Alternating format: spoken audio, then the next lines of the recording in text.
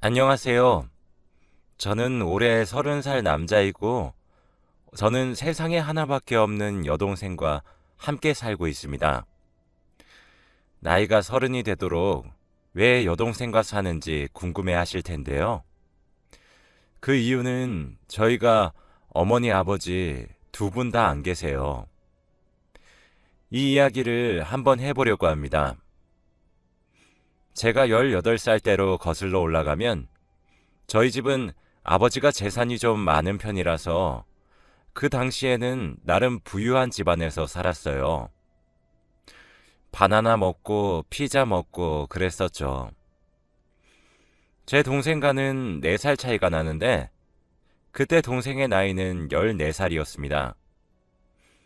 저희는 정말 친했고 동생이 너무 착하고 순해서 같이 놀러도 자주 다녔고 퍽 하면 울어서 제가 많이 위로도 해주기도 했어요. 그런데 한 가지 문제점이 있다면 저희 집은 별로 화목하지 않답니다. 저희 아버지가 연세가 많으신 편이었는데 무려 60살이었어요. 저를 어떻게 낳았냐고 많이들 걱정하겠지만 그때 저희 어머니가 40대 후반이셔서 저희를 낳았을 때는 젊었답니다. 아버지와 어머니가 나이 차이가 조금 나는 편이라서 두 분이서 부부싸움을 굉장히 많이 했어요. 처음에는 말로만 싸우시다가 나중에는 아버지가 어머니에게 손찌검까지 행사하셨습니다. 저와 동생은 그런 아버지가 너무 무서웠고 동생과 저는 항상 어머니 아버지가 싸우는 곳과 가장 멀리 떨어진 방으로 이동해서 귀를 막고 얼른 끝나기만을 바랬죠. 동생은 마음이 너무 여려서 항상 울었기 때문에 저는 동생을 계속 위로해주고 그랬답니다. 부부싸움이 한바탕 끝나시면 어머니는 배를 움켜잡고 절뚝절뚝 걸으시면서 저희에게 오셔서는 펑펑 우셨고 저는 그런 어머니를 안았어요. 어머니는 항상 상처로 가득한 몸을 가지고 계셨고 그런 어머니가 저희는 너무 불쌍했습니다. 저는 얼른 성인이 되면 어머니와 동생을 데리고 이 집에서 나갈 거라고 다짐을 했어요. 그런데 부부싸움은 하루에 한 번은 기본으로 하셔서 저희가 방에서 나갈 시간은 오로지 학교를 갈 시간밖에 없었어요. 집으로 돌아오면 항상 집은 부서진 물건들로 난장판이었고 제가 그 물건들을 치우느라 시간을 다 써야 했죠. 그런데 그날따라 학교를 마치고 집으로 갔는데 집이 너무 깨끗하더라고요. 저는 드디어 어머니와 아버지가 금슬이 좋아지셨나 싶었는데 집에는 아무도 안 계셨고 저와 동생뿐이었습니다. 저는 오랜만에 넷이서 밥을 먹을 수 있을 것만 같아서 식탁에 저녁 밥상을 차렸고 아버지와 어머니가 집에 들어오기만을 기다렸습니다. 그런데 집에는 아버지와 함께 모르는 여성분이 같이 들어오시더라고요. 그러곤 아버지가 인사하거라. 이제 너희 엄마 될 사람이다. 라고 하는 게 아니겠어요. 저희는 눈치껏 인사를 하긴 했지만 그 사람은 저희 어머니보다 훨씬 젊어 보였어요. 알고 보니 그 아줌마는 32살이었습니다. 아버지가 60대인데 그 아줌마가 30대라니. 그때 딱 알았죠. 저 아줌마는 저희 아버지를 사랑해서 만나는 게 아니라 저희 아버지의 재산을 노리는 거라고요.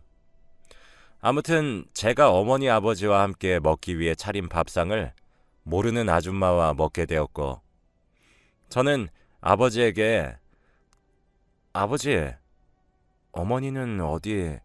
라고 제 말이 끝나기도 전에 아버지는 이제 그 이야기는 하지 말아라 라고 큰 소리로 말씀하셨습니다.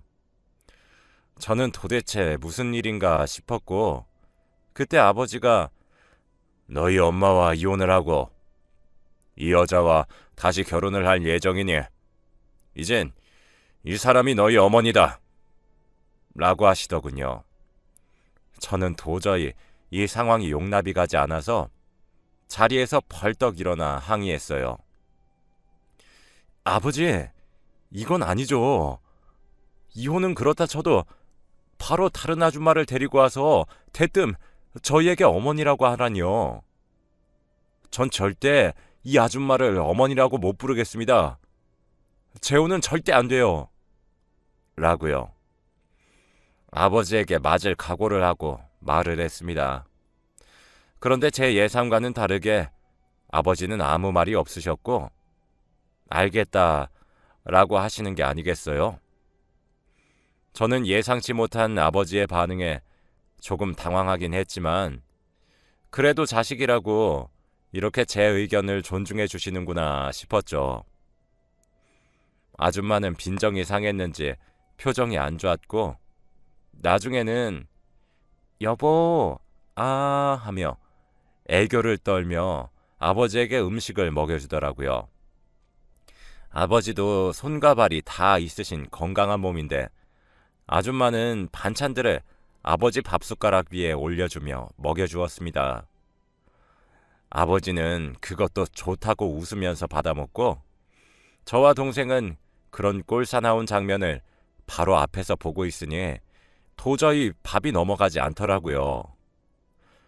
그렇게 저녁 식사를 대충 끝내고 저와 동생은 각자 방으로 들어갔는데 그 아줌마는 자기 집으로 돌아가지 않는 겁니다. 밤 10시가 되어도 가지 않았고 나중에는 저희 어머니가 입던 잠옷까지 자기가 걸치고는 저희 집을 유유히 걸어 다니더군요. 그러고는 마치 정말로 저희 집 사람이 된 듯이 안방으로 들어가 아버지와 함께 침대에 누웠습니다. 그런 뻔뻔한 아줌마의 모습에 너무 어이가 없었죠. 그러고는 말숙씨, 이리 와요. 라는 애교가 가득 담긴 아버지의 말이 들렸고 처음 들어보는 낯선 말투에 너무 당황해버렸죠. 저와 동생은 어머니를 어떻게든 찾고 싶었고 어른이 되면 집을 나가서 어머니와 함께 셋이서 살고 싶었어요. 그래서 틈만 나면 어머니에게 전화를 걸고 문자를 남겼는데 어머니는 아무런 답장이 없으셨고 결국 아버지에게 들통이 나고 말았습니다. 아버지는 저의 휴대폰을 빼앗아 가면서 한 번만 더 그 사람한테 연락하면 죽여버릴 거야 라고 했습니다. 제 연락처에 엄마라고 저장되어 있는 것을 보고 이젠 이 사람 네 엄마가 아니라니까 라며 휴대폰을 마구 집어던지셨죠. 저는 이중적인 아버지의 모습에 소름이 끼쳤지만 반항하지 않았고 아버지는 얼마 뒤 새 휴대폰을 사주셨습니다. 저와 동생이 아버지의 재혼을 반대하니 아버지는 그 아줌마와 동거를 시작하셨어요. 그 아줌마는 저희 엄마의 옷과 액세서리 가방을 착용하면서 진짜 아버지의 아내가 된 마냥 행동하고 다녔습니다.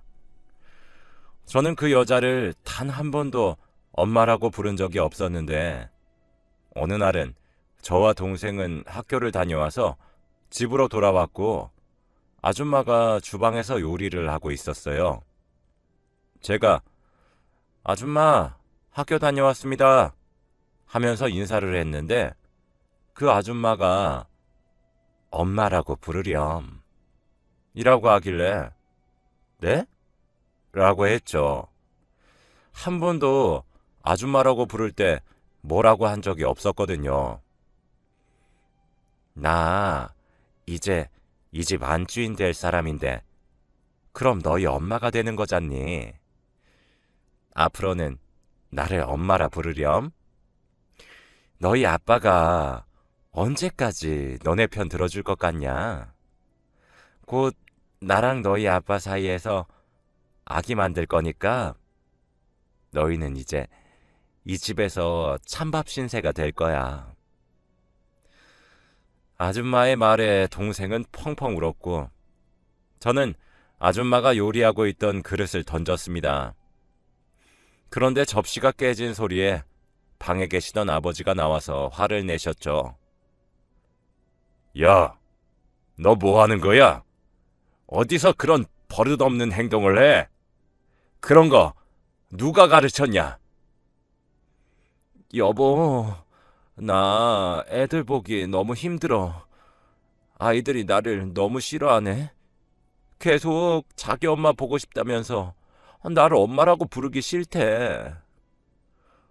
저는 갑자기 아버지가 오자 우는 연기를 하는 아줌마가 너무 소름 끼쳤고 아무 말도 할 수 없었습니다. 아버지가 방으로 들어오라고 해서 끌려가는 도중에 아줌마의 얼굴을 보았는데 미세하게 웃고 있더라고요. 그렇게 아버지의 서재로 가서 저는 회초리로 종아리를 맞았습니다. 제 감정 따위는 아랑곳하지 않고 아버지는 화만 내셨어요. 너 그렇게 행동하면 아빠가 욕먹는 거 몰라? 네 엄마가 그렇게 가르치디? 앞으로는 최말숙 저 사람이 네 엄마란 말이다. 언제까지 엄마 보고 싶다고 찡찡대는 어린애처럼 살겠다는 게냐? 라면서요. 저는 울지도 않고 가만히 고통을 참으면서 아무 대답도 하지 않았어요. 아버지는 나이가 있다 보니 때리는 것도 힘이 드셨는지 몇십 분 뒤 그만두셨고 저는 방으로 들어가 문을 잠그고 펑펑 울었습니다. 너무 서럽고 어머니가 너무 보고 싶었거든요. 당장 이 집에서 나가는 게 제 삶의 목표가 되었습니다. 그날 이후로 아줌마는 집에서 살만해졌는지 아버지가 준 용돈으로 비싼 명품 쇼핑도 하고 친구들을 불러 집에서 놀고는 했어요. 저와 동생은 집에 오면 항상 아줌마 지인분들이 있었기 때문에 방으로 바로 올라가야 했고 아버지는 밖에서 일을 하고 계셨기 때문에 이 상황을 전혀 모르셨죠. 그런데 어느 날은 집으로 들어갔는데 낯선 남자와 눈이 마주쳤습니다. 저도 처음 보는 남자였는데 젊은 사람 같았어요. 나이는 아줌마와 비슷해 보였고 제가 거실로 들어가니 아줌마와 그 남자는 당황하더라고요. 다른 것은 다 이해를 했지만 아버지를 두고 다른 남자와 저희 집에서 대놓고 바람을 피우다니요. 저는 얼른 아버지에게 전할 생각을 하고 있었는데 아줌마가 제 손목을 끌고 다락방으로 갔어요.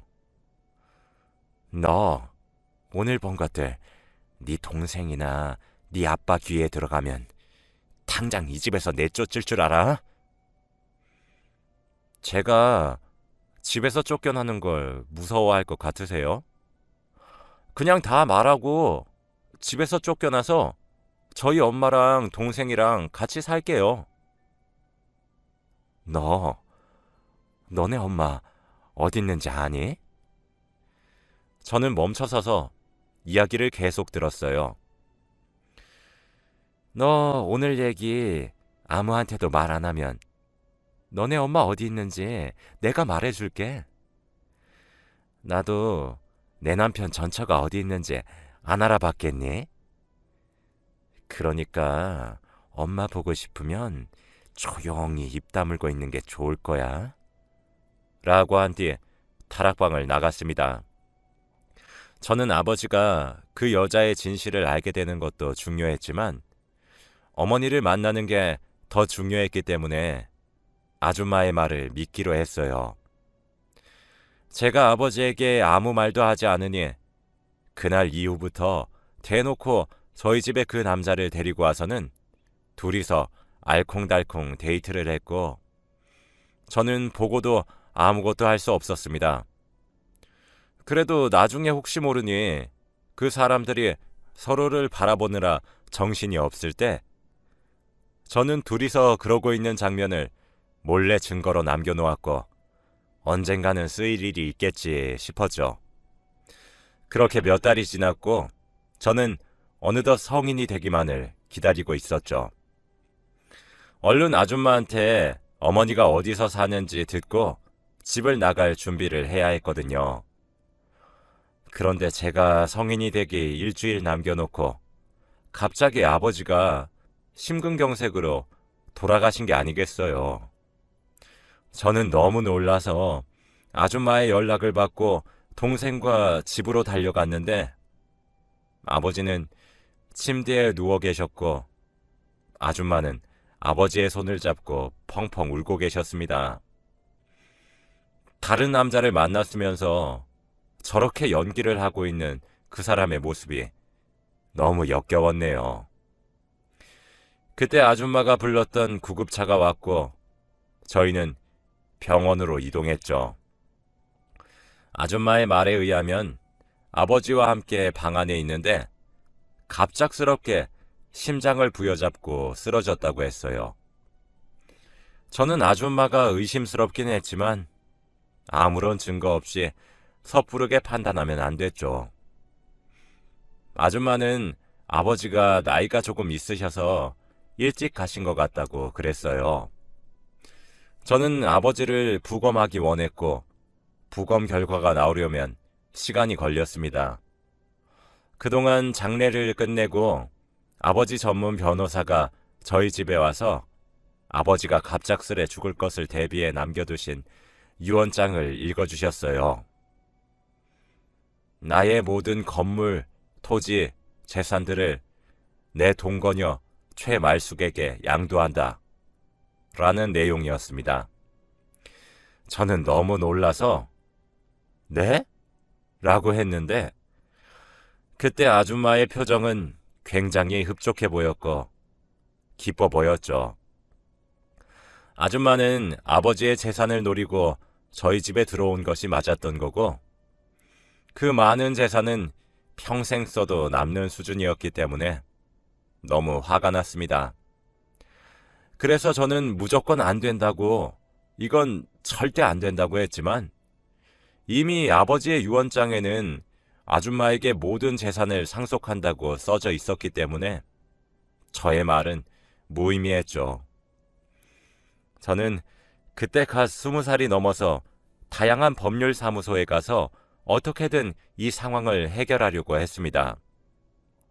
그때 법률 사무소에서 상담을 받는데 요즘은 유류분 제도라는 법이 있어서 저처럼 이런 상황이 생겼을 때를 대비해서 만들어진 법이 있더군요. 그래서 있는 돈 없는 돈 다 끌어모아서 변호사를 선임했고 아줌마에게 소송을 하기로 했습니다. 그때쯤 아버지의 부검 결과가 나왔는데 선생님께서 저희 아버지가 죽게 된 원인은 심근경색이 아니라고 하셨습니다. 그리고 그 집에는 아버지와 아줌마 두 분밖에 없었고 아버지를 죽게 만든 범인은 아줌마였어요. 저는 아버지를 사랑하지도 않았고 아버지의 죽음을 슬퍼하는 것도 아니었지만 그래도 돈 때문에 아버지를 죽였다는 사실은 너무 괘씸했죠. 그래서 무조건 소송에서 이기겠다고 다짐했고 아버지를 죽인 증거물을 찾기 시작했어요. 아줌마는 제가 자기를 의심할 거라는 것을 예상하지 못했는지 온 집안에 증거를 뿌려놓은 수준이더라고요. 그래서 급히 지문을 채취했고 증거를 하나둘씩 습득했습니다. 물론 아줌마가 내연남을 데리고 와서 같이 놀아놨단 증거자료도 제출을 했고요. 저는 그렇게 아줌마에게 소송을 걸었습니다. 아줌마는 아버지가 돌아가시자마자 그 남자와 아버지의 재산을 가지고 둘이서 같이 살고 있었고 저희는 아직 그 집에서 여동생과 같이 살고 있었습니다. 그런데 어느 날 집에 택배를 시킨 적이 없는데 집으로 택배가 와서 문을 열고 받았어요. 그런데 생각보다 가벼운 택배에 얼른 열어보았는데 상자 속에는 죽은 쥐와 함께 편지 한 통이 있더라고요. 저는 너무 놀라서 그 박스를 던져버렸고 편지를 읽었죠. 바로 그것은 소송을 당한 아줌마가 저에게 보낸 것이었습니다. 내가 너 지구 끝까지 찾아갈 거야. 각오해. 이 돈 절대 너한테 못 줘. 저는 이 편지와 죽은 쥐까지도 증거로 제출했네요. 이러면 자기 무덤 자기가 파는 걸 모르는지 필적 감정하면 바로 나오는데 왜 이렇게까지 해서 저에게 겁을 주려고 안달이 났는지 싶었습니다. 아무튼 그렇게 아줌마가 보낸 죽은 쥐와 편지 때문에 저는 소송을 쉽게 이길 수 있었고 아버지의 재산을 지킬 수 있었죠. 저는 재판장에서 아줌마를 만나고 마지막으로 단 둘이 있을 시간이 있었어요. 제가 아줌마에게 아줌마, 이제 말씀해 주셔야죠. 저희 엄마 어디에 계시는지 라고 하니 아줌마가 미친 사람처럼 껄껄대며 웃더라고요. 저는 이 사람이 드디어 제정신이 아닌가 보다 했는데 너희 엄마? 라고 말을 하며 손가락으로 하늘을 가리켰습니다. 저기 있지. 라고 하길래 저는 한동안 이해를 하지 못했다가 아줌마의 웃음소리에 정신을 차리고 아줌마의 멱살을 잡았어요. 뭐? 우리 엄마 어떻게 한 거야? 아줌마는 끝까지 저를 보고 비웃으면서 말했어요. 지금 나이가 몇 갠데 아직도 엄마 보고 싶다고 찡찡대니? 네 엄마 이 세상에 없어. 그렇게 네 엄마가 보고 싶으면 너도 따라가던가. 라고 했습니다. 저는 아줌마가 미쳤다고 생각했고 저는 그런 사람의 말을 믿지 않기로 했습니다. 그렇게 아줌마는 감옥으로 갔고 저는 동생과 함께 어머니의 흔적을 찾는 것에 집중했어요. 그런데 변호사님께서 저희 어머니가 사망신고가 되어 있다고 하더라고요. 저는 상상이 현실이 되었다는 생각에 망연자실했고 어머니의 마지막 주소지로 등록되어 있는 곳으로 갔습니다. 정말 작은 동네에 허름한 원룸이었어요. 한 사람이 들어가기에도 벅찬 곳이었는데 이런 곳에서 어머니가 혼자 살았다고 생각하니 너무 마음이 아팠죠. 그때 저와 동생이 그곳을 서성거리고 있으니 그곳 주인 아주머니께서 누구시오? 라고 물어보았습니다. 제가 그 말을 듣고 아주머니를 쳐다보니 설마 203호 자식들인가? 라고 하시는 게 아니겠어요. 저희를 어떻게 아세요? 워낙 203호가 자기 딸 아들 얘기를 자주 했어. 많이 닮았네. 근데 너무 늦게 찾아온 거 아닌가? 죄송해요. 저희도 찾아오고 싶었는데. 우선 여기로 들어오게. 집주인 아주머니는 저희를 들여보내 주셨어요.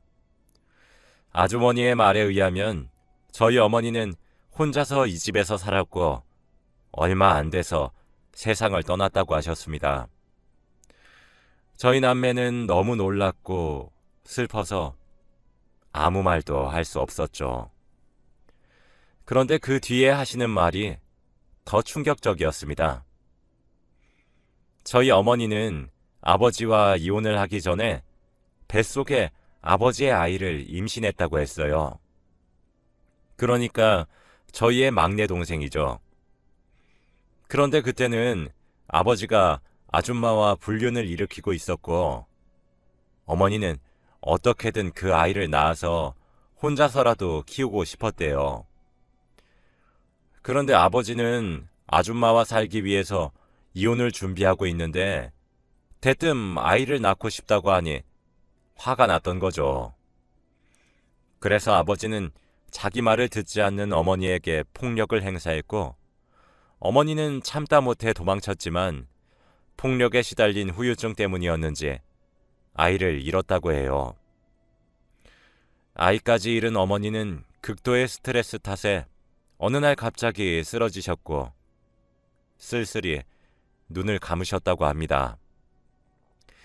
저와 동생은 어머니의 그런 이야기를 듣고 눈물을 펑펑 흘렸고 일찍 찾아뵙지 못했다는 것이 죄송했습니다.